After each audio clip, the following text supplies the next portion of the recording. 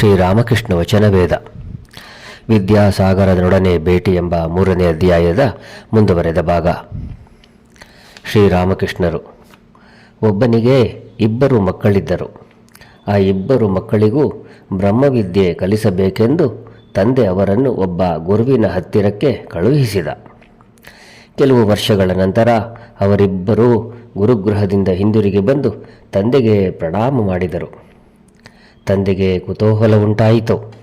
ತನ್ನ ಮಕ್ಕಳ ಬ್ರಹ್ಮಜ್ಞಾನ ಎಷ್ಟು ಆಳದ್ದು ಎಂಬುದನ್ನು ಕಂಡುಹಿಡಿಯಲು ಆತ ದೊಡ್ಡವನಿಗೆ ಪ್ರಶ್ನೆ ಹಾಕಿದ. ಮಗು, ನೀನು ಎಲ್ಲವನ್ನೂ ಓದಿ ಬಂದಿದ್ದೀಯೆ. ಬ್ರಹ್ಮನ ಸ್ವರೂಪ ಏನು ತಿಳಿಸು ನೋಡೋಣ. ಆ ಹುಡುಗ ವೇದಗಳಿಂದ ಅನೇಕ ಶ್ಲೋಕಗಳನ್ನು ಎತ್ತಿ ಎತ್ತಿ ಹೇಳಿ ಬ್ರಹ್ಮನ ಸ್ವರೂಪ ಏನು ಎಂಬುದನ್ನು ವಿವರಿಸಲು ಆರಂಭಿಸಿದ. ತಂದೆ ಎಲ್ಲವನ್ನೂ ಸಾವಧಾನದಿಂದ ಕೇಳಿದ. ಬಳಿಕ ತಂದೆ ಅದೇ ಪ್ರಶ್ನೆಯನ್ನು ಕಿರಿಯ ಮಗನಿಗೆ ಹಾಕಿದ. ಆತ ತನ್ನ ದೃಷ್ಟಿಯನ್ನು ನೆಲದ ಕಡೆಗೆ ತಿರುಗಿಸಿ ಸುಮ್ಮನೆ ನಿಂತುಕೊಂಡ. ಬಾಯಿಂದ ಒಂದು ಮಾತು ಹೊರಡಲಿಲ್ಲ. ತಂದೆ ಬಹಳ ಸಂತುಷ್ಟನಾಗಿ ಆತನಿಗೆ ಹೇಳಿದ, ಮಗು, ನಿನಗೆ ಬ್ರಹ್ಮ ಎಂದರೆ ಏನು ಎಂಬುದು ಸ್ವಲ್ಪ ಅರ್ಥವಾಗಿದೆ. ಬ್ರಹ್ಮ ಏನು ಎಂಬುದನ್ನು ಬಾಯಿಂದ ಹೇಳಲಾಗುವುದಿಲ್ಲ. ಜನ ಅನೇಕ ವೇಳೆ ಭಾವಿಸುತ್ತಾರೆ ತಮಗೆ ಬ್ರಹ್ಮನ ಸ್ವರೂಪ ಏನು ಎಂಬುದು ಅರ್ಥವಾಗಿ ಬಿಟ್ಟಿದೆ ಎಂಬುದಾಗಿ. ಒಂದು ಇರುವೆ ಸಕ್ಕರೆ ಬೆಟ್ಟಕ್ಕೆ ಹೋಗಿತ್ತು. ಅದರ ಒಂದು ಕಣ ತಿನ್ನುವುದರೊಳಗೆ ಅದಕ್ಕೆ ಹೊಟ್ಟೆ ತುಂಬಿಕೊಂಡು ಬಿಟ್ಟಿತ್ತು.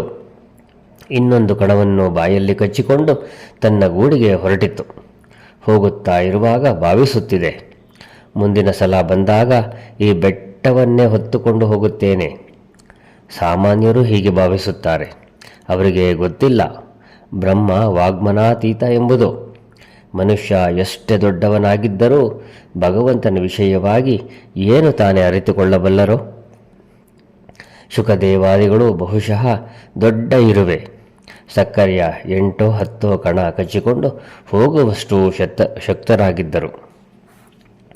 ವೇದ ಪುರಾಣ ಇವುಗಳಲ್ಲಿ ವರ್ಣಿತವಾಗಿದೆಯಲ್ಲ, ಅದು ಯಾವ ರೀತಿಯದೋ ಗೊತ್ತೇ? ಬಹುಶಃ ಒಬ್ಬ ಸಮುದ್ರ ನೋಡಿ ಬಂದಿದ್ದಾನೆ ಅಂತ ಇಟ್ಟುಕೋ. ಆತನನ್ನು ಯಾರಾದರೂ ಕೇಳಿದರೆ, ಏನಪ್ಪ ಸಮುದ್ರ ಹೇಗಿದೆ ಅಂತ, ಆತ ಆಕಾಶಕ್ಕೂ ಭೂಮಿಗೂ ತನ್ನ ಬಾಯಿ ತೆರೆದು ಹೇಳುತ್ತಾನೆ, ಆಹಾ, ಎಂಥ ಅದ್ಭುತವಾದ ದೃಶ್ಯ, ಎಂಥ ಭಯಂಕರವಾದ ಅಲ್ಲೋಲ ಕಲ್ಲೋಲ ಅದರಲ್ಲಿ. ಬ್ರಹ್ಮನ ವಿಷಯವೂ ಅದೇ ರೀತಿಯದು. ವೇದದಲ್ಲಿ ಹೇಳಿದೆ, ಬ್ರಹ್ಮ ಆನಂದ ಸ್ವರೂಪ, ಸಚ್ಚಿದಾನಂದ ಎಂಬುದಾಗಿ. ಶುಕದೇವಾದಿಗಳು ಈ ಬ್ರಹ್ಮಸಾಗರದ ದಡದಲ್ಲಿ ನಿಂತು ಅದರ ದರ್ಶನ ಸ್ಪರ್ಶನ ಮಾತ್ರ ಮಾಡಿದರು.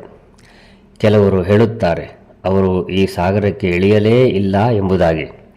ಈ ಸಾಗರಕ್ಕೆ ಇಳಿದದ್ದೇ ಆದರೆ ಹಿಂದಿರುಗಿ ಬರುವ ಹಾಗೆಯೇ ಇಲ್ಲ. ಜೈ ರಾಮಕೃಷ್ಣ.